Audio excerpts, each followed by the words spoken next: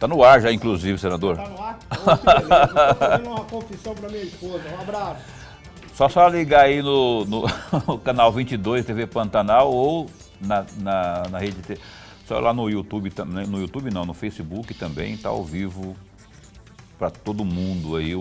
Boa noite, está no ar pela TV Pantanal, canal 22, emissora do Grupo Gazeta de Comunicação, programa Opinião. Você viu aqui já, né? O concorridíssimo Wellington Fagundes, muita gente procurando o tempo todo, inclusive a esposa.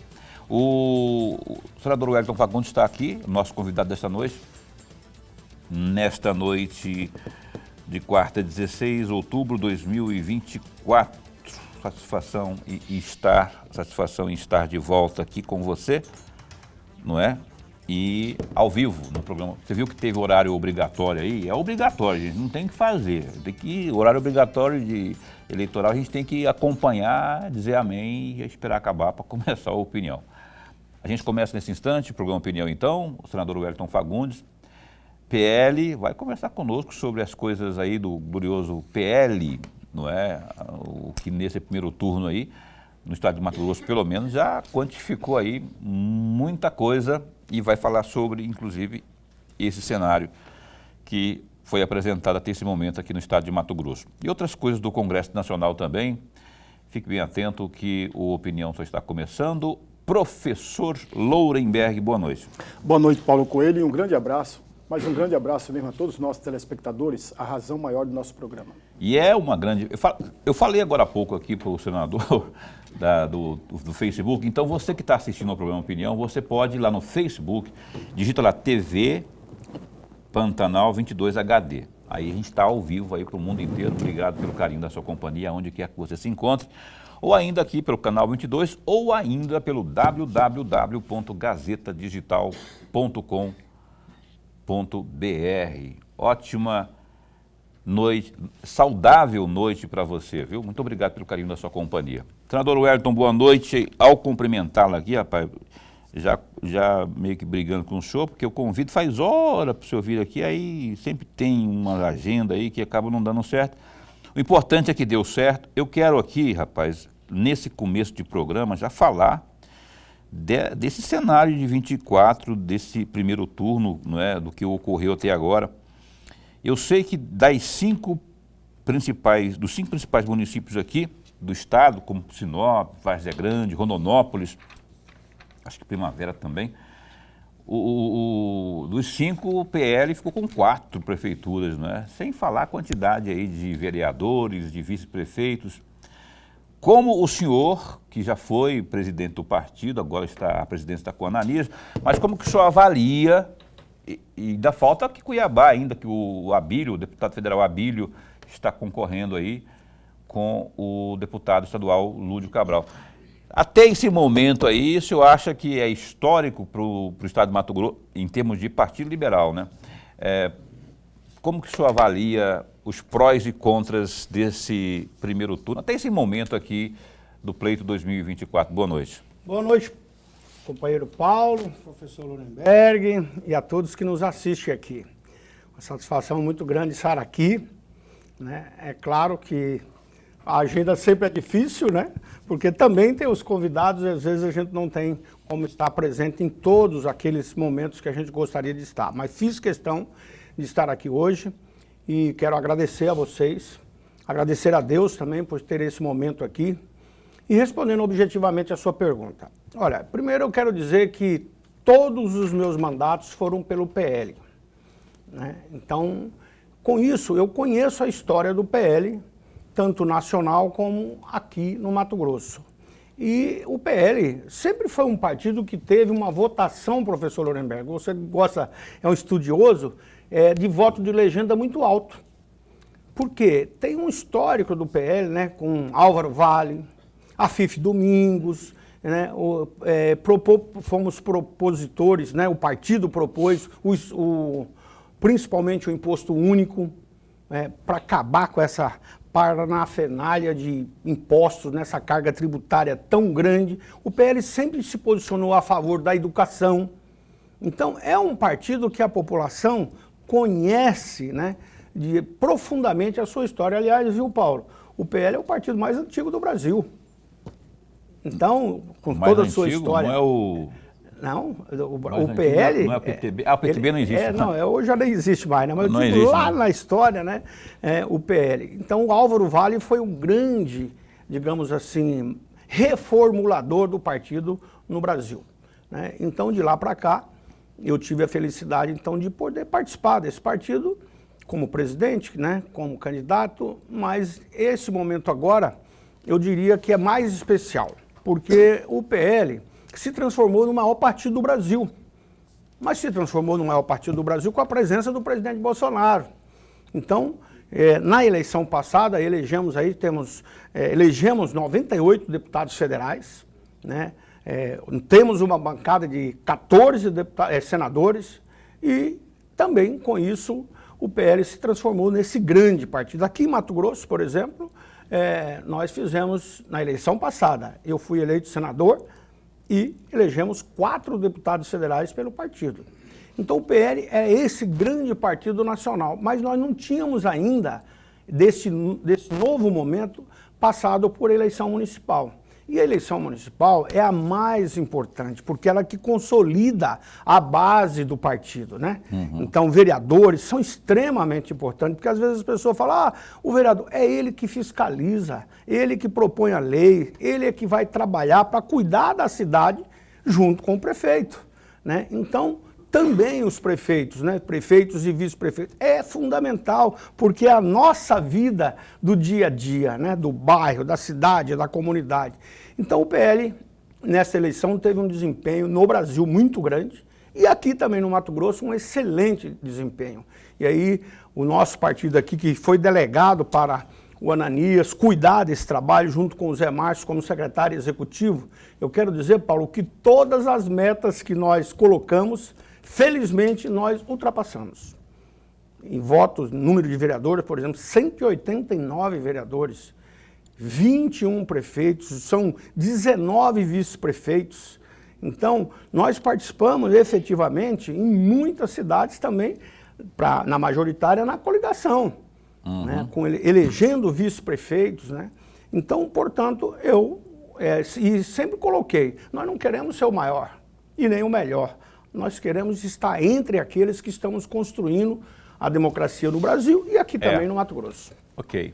Falar em vereador, um deles que foi reeleito, né? O menino está ali, o de Guarantã do Norte, o Silvio. O mais votado, o Silvio. Está ali, já veio agora, estamos reunidos, trazendo projetos, pedidos, é assim mesmo. Acabou de ser eleito, está aqui. Eu já recebi vários prefeitos, vice-prefeitos, e lá, no caso de Guarantã, eu trabalhei muito naquela região, principalmente a BR-163, que era a estrada de chão, poeirão danado. Quando eu estive lá a primeira vez, o pessoal não acreditava. E hoje aquela região está desenvolvendo, levamos o asfalto, na travessia urbana, as paralelas que fizemos, tanto ali, toda a região, Peixoto, Matupá e Guarantã, enfim. E agora nós já estamos trabalhando, inclusive tivemos uma reunião esta semana com o ministro dos Transportes, porque nós temos ali uma concessão de Sinop até Miritituba, que era apenas por 12 anos, em função da ferrovia Ferrogrão. Como não aconteceu a ferrovia Ferrogrão, então agora nós estamos trabalhando toda a bancada para readequar o contrato, e aí o nosso trabalho por Mato Grosso é duplicar de Sinop até Guarantã. E na reunião eu propus ao ministro, ele aceitou, nós vamos já fazer, nesses próximos dias, talvez 60 dias aí, uma audiência pública lá em Matupá, porque é o centro para discutir esse projeto. Beleza, parabéns, viu, Silvio? Silvio! Cadê o Silvio? Saiu tá ali, ali, saiu levantou ali. a mão ali. Quantos votos teve lá? Quanto? 1.200 Para votos. Guarantã, Para Guarantã é muito voto. Muito voto. Parabéns, então. Olha só, antes de passar para o Lorenberg aqui, que está doido para perguntar, mas eu quero só para completar a minha informação. Eu falei dos 4 municípios aí, não é? Os principais do estado. Lá em Primavera do Leste, o Sérgio Manique foi eleito. Lá em Rondonópolis, o deputado Cláudio Ferreira, Cláudio Paisagista. Em Várzea Grande, a gloriosa Moretti, Flávia Moretti, não é? Tem mais um que faltou. Várzea Grande. Falei os 4 já. E tem aqui a possibilidade, não é? Está tentando, pelo menos aqui na capital de Mato Grosso também. O PL tem o deputado federal Abílio Brunini. Mas não vamos considerar primeiro turno. Então, em considerando o primeiro turno, a gente pode dizer que o PL foi o primeiro aqui na capital com o Abílio. Então, agora temos o segundo pela turno, votação que pela teve. votação. Okay. Então, o PL, o desenvolvimento do PL como partido, em número de votos em Mato Grosso, nós fomos campeão. Entendi. Professor? Senador, antes de mais nada, registrar a nossa alegria. Mas a alegria mesmo de tê-lo aqui, mais uma vez, nós todos já estávamos com saudade da sua presença aqui no nosso bate-papo. Senador, eu vou aproveitar a carona da pergunta do Paulo e da resposta do senhor, até porque eu estou diante, e o senhor me corrija se eu estiver errado, o senhor, com cargo, é o filiado mais antigo do PL no estado de Mato Grosso, porque ingressou no PL em 1987. O senhor antes pertencia ao PDS, o antigo PDS, depois foi para o PDT, e em 1987 o senhor filia ao PL. E fica no PL até 99, quando o senhor filia ao PSDB, mas por pouco tempo, em 2001, o senhor retorna ao PL, que por sua vez, em 2006, trocou de nome, foi para o PR. Não, não foi para o PL não, que mudou de nome. Isso, o PL casou-se com o Prona e apareceu do Enéas. Exatamente. E aí hoje voltou ao antigo nome do PL. Portanto, eu estou diante de uma pessoa que tem uma experiência extraordinária, um conhecimento e uma sabedoria política fantástica. Por conta disso, eu gostaria de pegar a mesma rota, mas para falar da briga interna do PL, das divisões internas do PL, que eu identifiquei em vários municípios do país, mas também em Mato Grosso. E eu quero destacar aqui, senador, até para aproveitar mesmo o seu conhecimento, com 2 municípios, Boa Esperança do Norte e Sorriso. Boa Esperança do Norte, houve uma intervenção da diretoria estadual e destituiu o diretório municipal provisório que tinha no Boa Esperança do Norte. Porém, esse diretório municipal provisório de Boa Esperança do Norte recorreu à justiça e ganhou e retornou o diretório antigo que foi destituído, o diretório antigo, e foi vitorioso. Esse é o recém-criado esse município aí, né? É, o número 142. É o novo município, né? O novo município. Deixou claro a divisão lá dentro, entre a ala bolsonarista e a ala não bolsonarista dentro do município. Uma outra divisão, ou um outro município que teve a mesma divisão, foi Sorriso. Uma ala, aliás, o diretório provisório do município de Sorriso também foi destituído. O antigo presidente recorreu à justiça, porém, em Sorriso, não ganhou na justiça. Então, manteve a destituição. Porém, revoltou, deixou insatisfeito uma ala grande do PL em Sorriso. Tanto é verdade que os candidatos a vereador em Sorriso não apoiou o candidato que o PL apoiava, que é o Damiani da TV, apoiava em Sorriso. E votou exatamente para o Lei Fernandes, que era o candidato do prefeito à época, do prefeito hoje de Sorriso. Então você tem nitidamente, senador, uma divisão dentro do PL. E por falar nessa divisão, eu gostaria muito de uma avaliação do senhor a respeito disso. Já inclui, inclusive, Sinop, que não teve destituição de... Mas teve um quiprocó lá, porque o Roberto Dorner, que não é bobo nem nada, aos 48 do terceiro tempo, da prorrogação, resolveu mudar de partido. Foi pro PL, bobo nem nada, aproveitou aí e tal, e acabou sendo reeleito, inclusive, né? Eu queria que você colocasse no bojo da sua avaliação também. Teria que se explicar caso a caso, né? Mas realmente, uma intervenção não é bom negócio, né? Sempre é duro, né? Agora, como eu disse aqui desde o início, nós demos total autonomia ao diretório estadual para tomar as decisões. E o Ananias foi o grande líder, teve todo o apoio da Nacional e o nosso aqui também, como o Zé Márcio, que é o secretário-geral. Né? Claro que não são só os dois, isso sempre é consultado, né? Conversado de forma muito harmônica. Eu quero colocar primeiro a questão de Sorriso. É uma cidade muito importante, uma cidade que eu cheguei em Sorriso, a primeira vez, não tinha energia elétrica. E no meu primeiro mandato, eu fui convidado pela Associação Comercial e um promotor, que hoje é desembargador, ele era de Rondonópolis e lá não tinha energia elétrica. Passava o linhão e não tinha. Aí eles me convidaram para ir lá. Resolvemos o problema da energia elétrica da cidade de Sorriso e hoje, olha que cidade maravilhosa. E participei efetivamente muito no desenvolvimento de Sorriso, com obras, com todos os prefeitos. Eu sempre tive um excelente relacionamento. Aliás, eu sempre falo o seguinte, quem ganha a eleição tem que ter mais humildade do que quem perde. Então, depois que ganhou, você tem que trabalhar. Não pode ter picuinha partidária. Nesse caso de Sorriso especificamente, o nosso candidato era o vice-prefeito, professor Gerson, que eu estive lá, eu o apoiei para ser candidato a deputado estadual e ele resolveu não ser candidato e apoiou o Damiani para deputado. E existia então um entendimento lá que ele seria o candidato a prefeito. E construiu durante todo o tempo, né? Ele fez uma construção da candidatura. Construiu para ser deputado, ele é vice-prefeito, uma pessoa do bem, abriu mão da candidatura a deputado estadual e por isso ele era o candidato a prefeito, né? Mas de última hora eles decidiram então lançar um novo candidato e aí o PL deixou de ter o candidato. Tanto é que o PL não teve candidato, não participou da chapa lá. Mas, neste momento, o Diretório Municipal decidiu, então, fazer um outro apoio. E o Diretório Regional entendeu que não, que deveria manter aquela linha. Tanto é que o professor Gerson, vice-prefeito, ele foi um dos vereadores mais votados pelo PL. O PL elegeu uma boa bancada. Agora, uma coisa lá, foi decidido isso e, olha, deu-se liberdade para que cada um pudesse tomar naquela decisão, porque a coisa foi de última hora. Então, foi uma situação que eu gostaria muito que o Gerson fosse o nosso candidato a prefeito. E olha, professor Lorenberg, eleição não é aquela história que você tem, só é candidato para ganhar. Não, eleição você tem que participar e às vezes perdendo você pode crescer mais. Por isso eu acreditava muito no professor Gerson. Tanto é que ele foi um vereador extremamente bem votado. Então, o gosto do PL era ter o candidato a prefeito. E, infelizmente, foi uma circunstância local.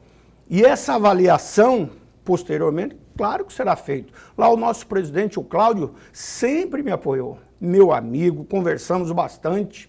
Mas a política local, o prefeito, eles decidiram por lançar e apoiar um candidato de outro partido. Essa é a situação de Sorriso. Mas eu continuo mantendo uma excelente relação, evitei de estar presente na briga, porque lá todos são meus amigos. Essa é uma pergunta que faz. Mas, Ed, você foi em todas as cidades? Né? Eu fui em todas as cidades durante o meu mandato. Às vezes na campanha, né, como você foi eleito, eu sou eleito senador da República, então, às vezes existe no município as divisões locais. Né? Às vezes existe até discussão entre família, né? Um irmão é candidato a um partido, outro de outro, enfim. Isso não é de hoje, é sempre assim. Eu me lembro em Rondonópolis, lá, a família Borges Leal, quando o Candinho foi candidato, o irmão dele não o apoiou, porque ele era partidário. Naquela época era praticamente dois partidos, né? E também no caso de União de Boa Esperança, lá foi uma situação muito local que eu não posso dar detalhe, que eu não participei. Então, o Zé Márcio está aqui, eu posso dar essa informação depois até que ele possa informar. Efetivamente, realmente, eu não participei da decisão. Então foi você, Zé Márcio, que destituiu lá o PL de... Poxa, Zé, o povo está brigado. Grande Zé Márcio. Nacional, né? Eu sei que tem dessas coisas também. E aí, antes de ir para o intervalo, eu queria que o senhor falasse só, dando uma pinceladinha, eu falei do Roberto Dorner, aliás, encontrei com o Roberto Dorner hoje lá na Assembleia Legislativa, tá fofo assim, tá rindo para as paredes, né? Eu preciso fazer a consideração de Sinop, já que você falou. O Roberto Dorner, eu tenho uma amizade com o Roberto Dorner, assim, de muito tempo. O Roberto Dorner, nós fomos deputados juntos. E ele, inclusive, queria ser o meu suplente de senador lá atrás. e sempre construímos um trabalho. Eu sempre ajudei Sinop de forma muito intensa também. Todos os prefeitos eu tenho uma excelente relação, tanto é que a minha suplente também é de Sinop, ex-prefeita Rosana Martinelli. Sim. Então, o seu Dorner, nós entendíamos que ele tinha que estar no PL. Convidamos o seu Dorner, mas aí começou a ter uma divisão local, porque a candidata Mirtz, ela também se filiou ao PL praticamente de última hora. Chegou a filiar, né, Zé Márcio? Ela chegou a filiar, né? A Mirtz chegou. Chegou a filiar.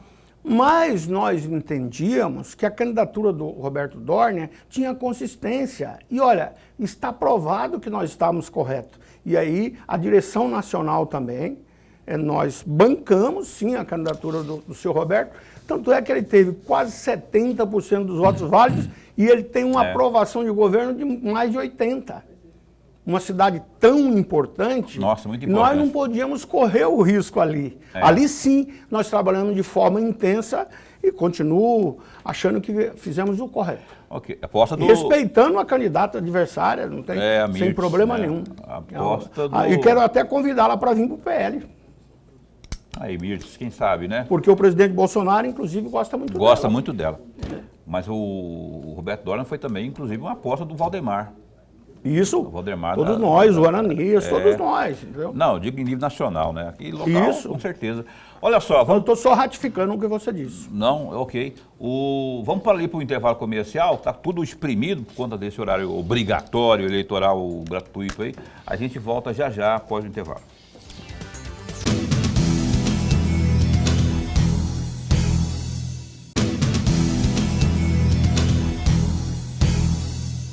Pois bem, cá estamos de volta com o seu programa Opinião ao Vivo. Hoje o senador Wellington Fagundes com a gente aqui, com a sua tradicional camisa verde, né?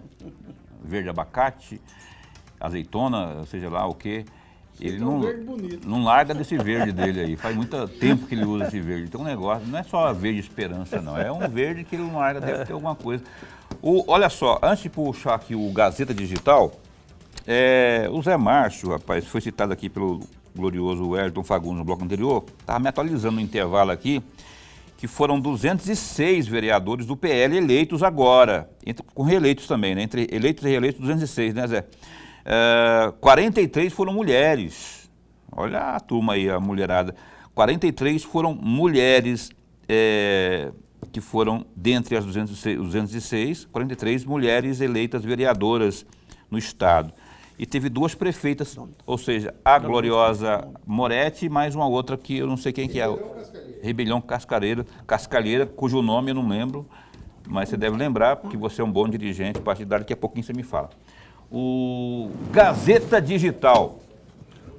Ô, Paulo, eu poderia fazer uma consideração nessa primeira? Porque o senhor pode esperar só eu, senão o Dorileu vai me dar uma puxada de orelha. Eu vou só ler isso aqui. O Dorileu está meio bravo ultimamente, aí ele vem aqui, o Gazeta Digital, www.gazetadigital.com.br. Eu quero aproveitar, inclusive, depois da sua observação aí, senador, o senhor dar a sua opinião também sobre essa notícia aqui, ó. O governo federal descartou a possibilidade de instituir o horário de verão este ano. A decisão foi anunciada hoje, 16, pelo ministro de Minas e Energia, Alexandre Silveira, horas após se reunir com representantes do Operador Nacional do Sistema Elétrico, ANS. Abre aspas. Chegamos à conclusão de que não há necessidade de decretação do horário de verão para este período, para este verão. Fecha aspas. Declarou aí o Silveira durante coletiva de imprensa lá na sede do Ministério em Brasília. Ele continua dizendo o seguinte, ó, temos a segurança energética assegurada. É o início de um processo de restabelecimento da nossa condição hídrica ainda muito modesto, mas temos condições de chegar depois do verão em condição de avaliar a volta desta política, ou seja, para o verão de 2025-2026.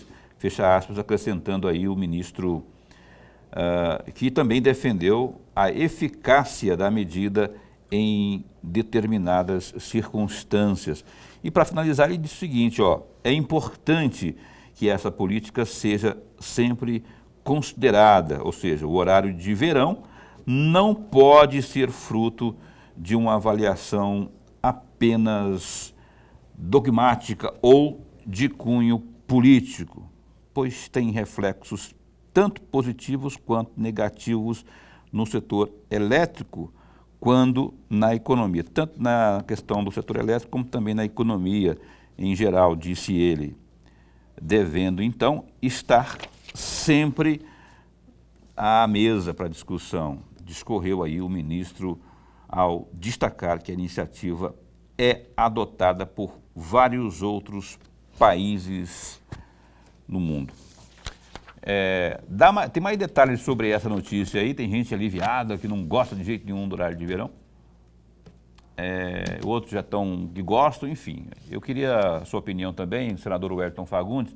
Primeiramente, a respeito desta, para a gente não perder o fio da meada, o senhor concorda com esse posicionamento do governo aí de deixar de lado, pelo menos por enquanto, essa questão? Eu acho que a matéria está correta. Isso não pode ser uma decisão porque um ministro pensa assim ou porque o outro pensa assado.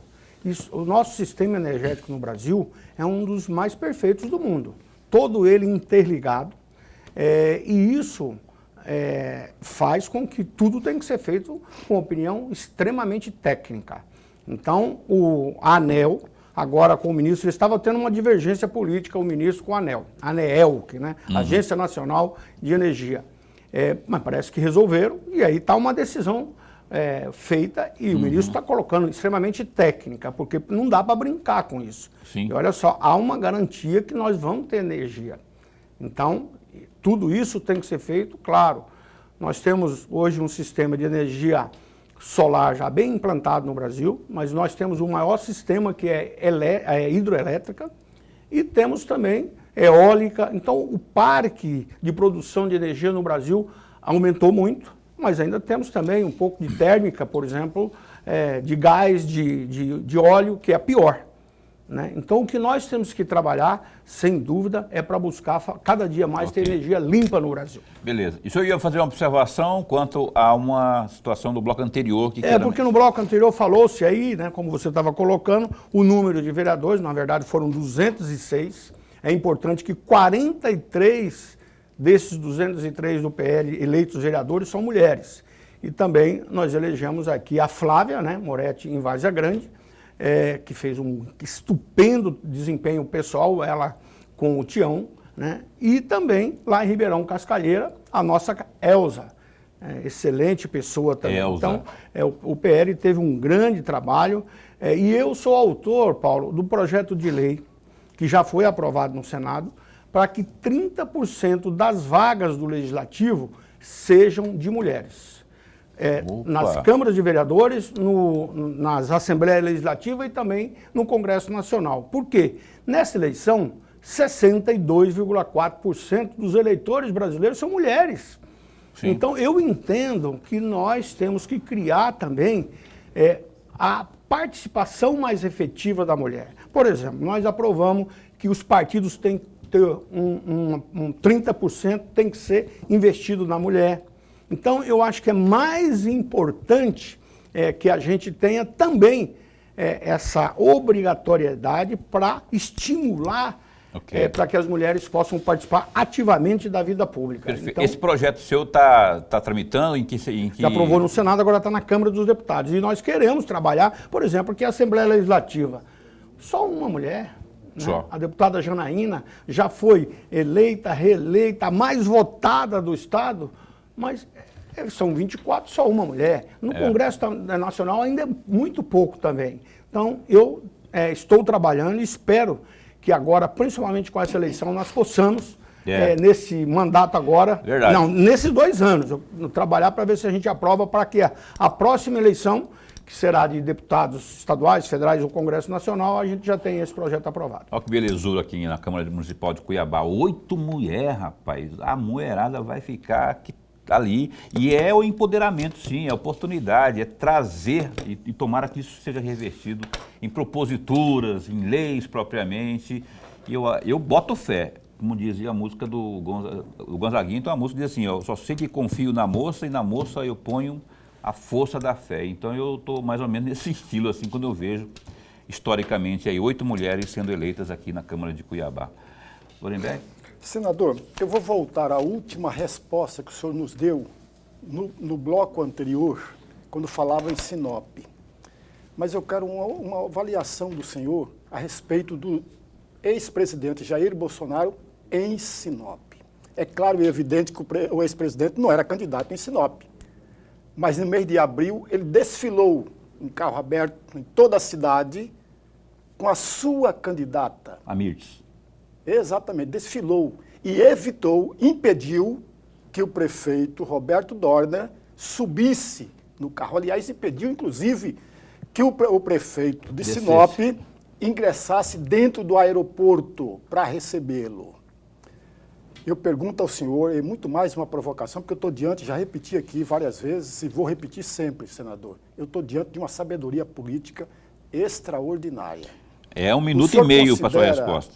O senhor considera que o ex-presidente Jair Bolsonaro, de fato, perdeu as eleições em Sinop ou não e por quê? Olha, naquele momento nós tínhamos uma situação muito específica. A deputada Amália Barros, que foi um projeto vencedor do partido, e eu quero dizer que quem me apresentou a Amália foi exatamente a deputada Janaína, que falou, olha, vai estar chegando aí uma moça aí, Wellington, atende ela que ela tem um projeto interessante. Aí nós fizemos o projeto do monocular, né, que foi um sucesso e conseguimos, inclusive, aprovar por unanimidade no Senado, depois trabalhamos na Câmara, apresentei a Michele Bolsonaro a ela e ela era encantadora, competente, uma pessoa de argumento e ela tinha uma posição muito clara de apoiar lá a Mirtes em Sinop. Ela tinha uma posição, o deputado Catani também, até o Abílio, mas nós tínhamos outra, porque nós conhecíamos a realidade. Então o presidente Bolsonaro, ele esteve lá no momento. Quando decidiu-se, o presidente Bolsonaro nunca mais opinou sobre Sinop. Então ele falou, bom, é a decisão, eu também respeito. Olha como é bom um líder grandioso como é o presidente Bolsonaro, saber entender e recuar também. Isso é normal. E olha, o presidente Bolsonaro, essa é uma das sensibilidades que ele tem. E, olha, por isso eu argumentei muito na campanha. Nós precisamos eleger o maior número de prefeitos, vereadores, porque terminar essa eleição, terminou o segundo turno agora, que nós acreditamos, vamos ganhar aqui com o Abílio, nós precisamos trabalhar para acabar com essa história de que um só com a canetada manda no país. Não é possível. Nós trabalhamos no 7 de setembro para ter liberdade. O que mais o povo brasileiro quer é isso. Então nós vamos aprovar a anistia para não ter tanta injustiça com pais, mães, pessoas que foram lá se manifestar em Brasília e foram presas. Vou dar um exemplo. A minha suplente, a Rosana, teve as contas bloqueadas e o passaporte retido. Então, pessoas inocentes que estiveram lá. Agora, não vamos defender o criminoso. Quem fez quebra-quebra, quem danificou o patrimônio, mas nós vamos insistir, professor Lorenberg, vamos trabalhar muito. O PL vai trabalhar para aprovar a anistia. Para aquelas pessoas que foram lá se manifestar, promovendo a democracia, e o presidente Bolsonaro. Por que ele está inelegível? Porque numa reunião com embaixadores, ele fez a sua manifestação. Prerrogativa do presidente, inclusive, né? Não é, e como presidente da República. Então, se você, Paulo, se você, professor, não tiver direito de opinar, inclusive contraditoriamente, né? É possível.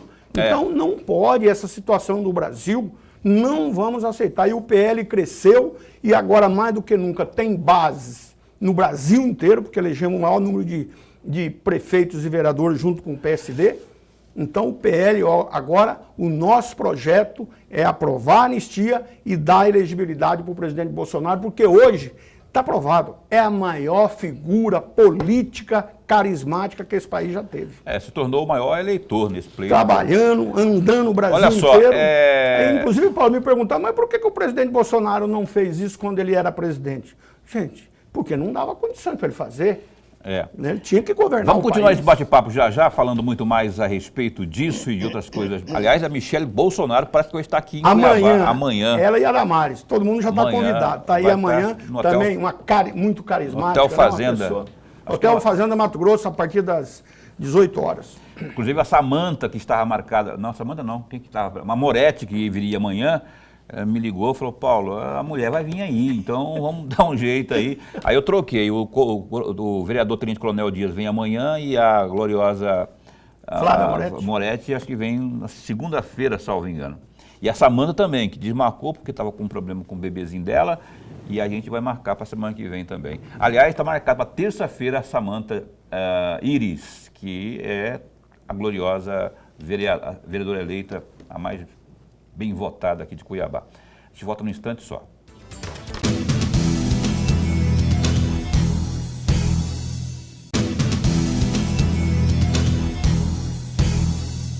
O Opinião está de volta aqui, senador Wellington Fagundes com a gente aqui, o último bloco, vamos correr, e nem o Usain Bolt, Dorenberg. Senador, olha, se deixar, como você reclamou, podemos ficar até meia-noite, sem problema nenhum. Essa seria uma boa, né? Mas, senador, eu gostaria muito de uma opinião do senhor a respeito do que eu vou perguntar agora muito rapidamente. Nós estamos numa crise climática muito forte. Queimada, desmatamento. Porém, alguns candidatos a prefeito, inclusive, eleitos e reeleitos, alguns perderam, tiveram multas tanto aplicadas pelo IBAMA quanto pela SEMA. O senhor acha que o partido político, antes de oferecer uma legenda a alguém, deveria ter uma avaliação sobre isso? Porque a crise climática é muito grande, senador. O que o senhor acha? Bom, eu preciso aqui dizer mais uma vez, eu sou médico veterinário. Então até o Paulo falou do verde, porque essa é a cor da veterinária também. Eu sou um homem que sempre trabalhei como veterinário nas fazendas, dando assistência e conheço muito o Pantanal. Tanto é que sou autor do projeto do Estatuto do Pantanal. Ontem pela manhã, professor Lorenberg, nós tivemos uma reunião aí junto com toda a equipe do Corpo Bombeiro, Exército, Marinha e o deputado Avalone, que é o presidente da Comissão de Meio Ambiente aqui da Assembleia. E também eu sou o presidente da Comissão de Meio Ambiente, da Subcomissão de Meio Ambiente do Pantanal. Então, realmente, eu sempre trabalhei, assim como nós tivemos 4 anos atrás, fui também o presidente da comissão externa, trouxe ministros aqui e tenho trabalhado muito. Porque, olha, em relação ao Pantanal, investindo com recursos, poços artesianos, junto com as universidades. Hoje, por exemplo, nós tivemos um grande congresso lá na Universidade Federal, no Instituto Nacional de Pesquisa do Pantanal, que nós conseguimos implantar com o senador, na época, ministro Marcos Pontes, porque realmente não dá para contrariar, dizer que o desmatamento não vai afetar. O Pantanal hoje nosso Pantanal, por falta de legislação, empobreceu. O fazendeiro que tinha 1000 vacas há 20 anos atrás no Pantanal era rico. Hoje está pobre. Por quê? Porque não se pode fazer nada. Felizmente, quero parabenizar aqui o deputado Avalone, que liderou, e agora o governo da Assembleia aprovou uma lei, junto, inclusive, com o trabalho com a Justiça, com o Ministério Público, já foi sancionado pelo governo do Estado. E nós precisamos aprovar lá o regramento nacional, no caso do Pantanal, porque, inclusive, o Supremo Tribunal Federal deu 180 dias. Se não aprovar, aí o Supremo vai ter que legislar. Então, já foi aprovado no Senado, o senador Jaime foi o relator e agora está na Câmara. Já peguei as assinaturas e para colocar em regime de urgência urgentíssima, espero que agora, logo após a eleição, a gente possa aprovar. Então, essa questão climática, eu tive também nos Estados Unidos. Lá tem, na Flórida, tem o Everglades, que é o pantanalzinho deles. Eles destruíram. Hoje estão investindo bilhões. Por quê? Porque não está faltando água para a população beber. Okay. É verdade. Então, realmente, essa questão do desequilíbrio ambiental é sério e a sua sugestão, vou até estudar. Porque realmente o partido tem que ter regras em alguns aspectos. E essa questão ambiental, olha, nós precisamos criar uma consciência, inclusive temos o problema do lixo, do esgoto, né? Normalmente as cidades são construídas próximo do rio. O que acontece? Aí desmata ou fica, eu sempre falo, fica de costas para o rio a cidade, fica jogando lixo. Por exemplo, aqui essa Avenida Beira Rio, aqui em Cuiabá. Trabalhei, coloquei recursos. Olha como está bonito lá. Está bonito. Né?